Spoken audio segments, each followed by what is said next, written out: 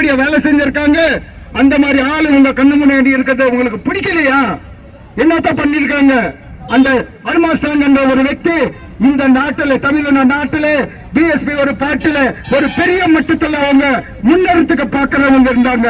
அந்த மாதிரி ஆளு முன்னெடுத்து பார்த்தா உங்களுக்கு எல்லாம் பிடிக்கலையா? உங்களுக்கு பேதி எடுத்துக்கிச்சா? லூஸ் மோஷன் வந்துடுச்சா? அந்த மாதிரி ஆளை மறுபடி கடிக்கணும்னு ரொம்ப கஷ்டமா இருக்குது. அதனால நாங்க எல்லாம் கூட இந்த ஒரு நிலைமையில நாங்க அவங்களுக்காக இந்த கர்நாடக ಗಡಿಭಾಗದಲ್ಲಿ ಹೊಸೂರು ஒரு ಗಡಿಭಾಗದಲ್ಲಿ ನಾವೆಲ್ಲ ಕೂಡ ಹೋರಾಟ பண்ணிட்டு ஒருவேளை ನ್ಯಾಯ ಕಡಿ ತಮಿಳುನಾಡು ರಾಜ್ಯದ ಬಿಎಸ್ಪಿ ಪಕ್ಷದ ರಾಜ್ಯಾಧ್ಯಕ್ಷರಾದ ಆರ್ಮ್ಸ್ಟ್ರಾಂಗ್ ಅವರ ಕೊಲೆ ಪ್ರಕರಣವನ್ನು ಸಿಬಿಐಗೆ ವಹಿಸುವಂತೆ ಆಗ್ರಹ. ತಮಿಳುನಾಡು ರಾಜ್ಯದ ಬಿಎಸ್ಪಿ ಪಕ್ಷದ ರಾಜ್ಯಾಧ್ಯಕ್ಷರಾದ ಆರ್ಮ್ಸ್ಟ್ರಾಂಗ್ ಅವರ ಹತ್ಯೆ ಪ್ರಕರಣವನ್ನು ಸಿಬಿಐಗೆ ವಹಿಸಬೇಕು ಮತ್ತು ಹತ್ಯೆಗೈದ ಆರೋಪಿಗಳನ್ನು ಬಂಧಿಸಿ ಶಿಕ್ಷೆಗೆ ಒಳಪಡಿಸಬೇಕು ಹಾಗೂ ನೊಂದ ಸಂತ್ರಸ್ತ ಕುಟುಂಬಕ್ಕೆ ತಮಿಳುನಾಡು ಸರ್ಕಾರ 2 ಕೋಟಿ ರೂಪಾಯಿಗಳ ಪರಿಹಾರ ನೀಡುವಂತೆ ಆಗ್ರಹಿಸಿ ಇಂದು ಭೀಮ ಸಂಘಟನೆಗಳ ಮಹಾ ಒಕ್ಕೂಟದ ಪದಾಧಿಕಾರಿಗಳು ಕರ್ನಾಟಕ ಮತ್ತು ತಮಿಳುನಾಡು ಗಡಿಯಾದ ಅತ್ತಿಬೆಲೆ ಗಡಿಯಲ್ಲಿ ಬೃಹತ್ ಪ್ರತಿಭಟನೆ ನಡೆಸಿದರು. ಇನ್ನು ಅತ್ತಿಬೆಲೆ ಟೂಲ್ನಿಂದ ಗಡಿಯವರೆಗೆ ಭೀಮ ಸಂಘಟನೆಗಳ ಮಹಾ ಒಕ್ಕೂಟದ ಪದಾಧಿಕಾರಿಗಳು ಬೃಹತ್ ಜಾಥಾ ನಡೆಸಿ ತಮಿಳುನಾಡು ಸರ್ಕಾರದ ವಿರುದ್ಧ ಧಿಕ್ಕಾರಗಳನ್ನು ಕೂಗಿ ತಮಿಳುನಾಡು ಸರ್ಕಾರ ದಲಿತರಿಗೆ ರಕ್ಷಣೆ ನೀಡಬೇಕು ಎಂದು ಒತ್ತಾಯಿಸಿ ಕೆಲ ಕಾಲ ರಸ್ತೆ ತಡೆದು ಪ್ರತಿಭಟನೆ ನಡೆಸಿ ತಮ್ಮ ಆಕ್ರೋಶವನ್ನು ವ್ಯಕ್ತಪಡಿಸಿದರು.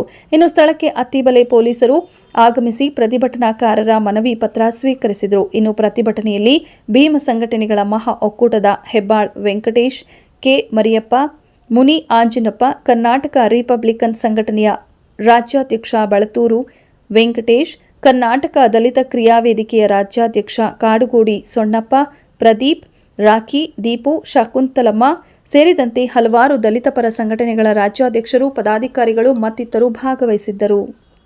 ಕಾಶನ್ ಕೊಟ್ಟಿದ್ದಾರೆ.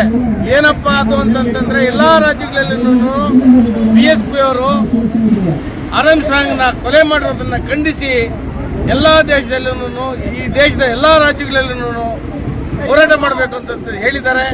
ಆ ಕಾರಣಕ್ಕೋಸ್ಕರಾಗಿ ನಾವು ಭೀಮ ಸಂಘಟನೆಗಳ ಮಹಾ ಒಕ್ಕೂಟದಿಂದ ಮೊದಲ ಬಾರಿಗೆ ಗಡಿ ಭಾಗ ಏನು ತಮಿಳುನಾಡು ಮತ್ತು ಕರ್ನಾಟಕ ಮತ್ತು ಗಡಿ ಭಾಗ ಇದೆ, ಈ ಗಡಿ ಭಾಗದಲ್ಲಿ ನಾವು ಒಂದು ಹೋರಾಟ ಮಾಡಿ ಅವ್ರ ಕುಟುಂಬಕ್ಕೆ 2 ಕೋಟಿ, ಸ್ಟಾಲಿನ್ ಸರ್ಕಾರದಿಂದ 2 ಕೋಟಿ ಪರಿಹಾರ ಕೊಡಬೇಕು. ಮತ್ತು ಅವರು ಸ್ಟಾಲಿನ್ ಸರ್ಕಾರನೇ ಈ ಕೊಲೆ ಮಾಡಿರೋದು ಅಂತೇಳಿ ಖಂಡಿಸ್ತಾ, ಯಾಕೆ ಕಾರಣ ಏನು ಅಂತಂತಂದರೆ 3ನೇ ಆರೋಪಿ ಯಾರಿದ್ನೋ ಅವನ್ನ ನಿನ್ನೆ ಎನ್ಕೌಂಟರ್ ಮಾಡಿ ಸಾಯಿಸಿದ್ದಾರೆ. ಯಾಕೆ ಕಾರಣ? ಅವನು ಸತ್ಯ ಬಾಯಿ ಬಿಡ್ತಾನೆ ಅಂತಂತೇಳಿ ಅವರು ಸಾಯಿಸಿದ್ರ ಅಂತ ಅನ್ನೋದು ಗುಮಾನಿ ಬರ್ತದೆ. ಅದರಿಂದ ದಯಮಾಡಿ ನಾವು ಹೇಳೋದು ಏನಂತಂದ್ರೆ ಎಲ್ಲ ಜನ ಎಚ್ಚೆತ್ಕೊಂಡ್ರು. ಇವತ್ತು ಏನು ಬಹುಜನ ನಾಯಕ ದಲಿತ ಪರವಾಗಿ ಇವತ್ತು ತಮಿಳುನಾಡಲ್ಲಿ ಆಗ್ತಿರೋಂತಹ ಬೆಳವಣಿಗೆಯನ್ನು ಸಹಿಸಿದಂತಹ ಕೆಲವು ಶಕ್ತಿಗಳು ಇವತ್ತು ಮುನ್ನಾರ ಮಾಡಿದ್ದಾವೆ. ಹಾಗಾಗಿ ಇಂಥ ಘಟನೆ ಮರುಕಳಿಸಬಾರ್ದು. ಆ ಮರುಕಳಿಸಬಾರ್ದು ಅಂದರೆ ನಾವೆಲ್ಲ ಕೂಡ ಸಂಘಟನೆ ಮುಖಂಡಗಳು ಒಂದಾಗಿ ಈ ಒಂದು ಘಟನೆ ಖಂಡಿಸಬೇಕಾಗ್ತದೆ. ಆ ನಿಟ್ಟಿನಲ್ಲಿ ಎಲ್ಲ ಕೂಡ ಆಲೋಚನೆ ಮಾಡಬೇಕಂತೇಳಿ ನಾನು ಈ ಮೂಲಕ ಒತ್ತಾಯ ಮಾಡ್ತಾ ಇದ್ದೀನಿ. ಜೈ ಭೀಮ್. ನನ್ನ ಹೆಸರು ಬೆಳ್ಳ ವೆಂಕಟೇಶ್ ಅಂತೇಳಿ, ಕರ್ನಾಟಕ ರಿಪಬ್ಲಿಕನ್ ಸಂಘಟನೆಯ ರಾಜ್ಯಾಧ್ಯಕ್ಷ. ಜೈ ಭೀಮ್.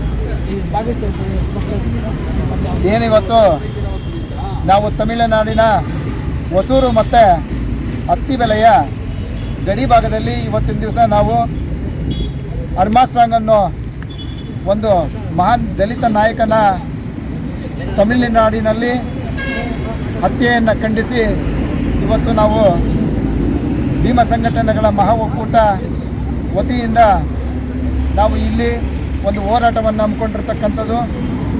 ಕಾರಣ, ನಮಗೆ ಸ್ವತಂತ್ರ ಬಂದು 67-68 ವರ್ಷಗಳ ಕಾಲ ಕಳೆದಿದ್ರೂ ಕೂಡ ಇಂದಿಗೂ ಕೂಡ ನಮ್ಮ ದಲಿತರ ಮೇಲೆ, ದಲಿತರ ಹೆಣ್ಣು ಮಕ್ಕಳ ಮೇಲೆ ಅತ್ಯಾಚಾರ, ಕೊಲೆಗಳು ನಿರಂತರವಾಗಿ ನಡೀತಾ ಇರ್ತಕ್ಕಂಥದ್ದು.